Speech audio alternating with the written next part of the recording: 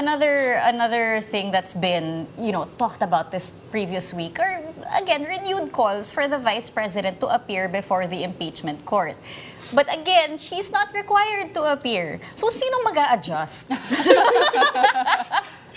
Tayo. Lagi naman tayo eh. Tama ka, no? I don't think that even notwithstanding the calls for her to appear, I don't think that she's really going to appear. Kasi parang ang sense ko doon, she has already made up her mind because probably she thinks that this impeachment trial is already, its decision or judgment is predetermined. Oo. Kumbaga man, ang kinakailangan na lamang ay numbers, yung 16 votes na threshold. Kaya hindi na talaga siya nagpa-participate dito. And I don't think that she's going to show up in any of these hearings. Oo.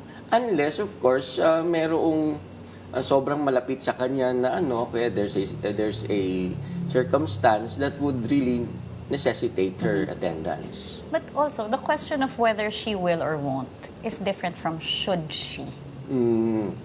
Should she? Well, I Yes. think this is just my personal opinion. I think she should appear. Oo. And it's not for a certain legal reason, but rather for a political reason.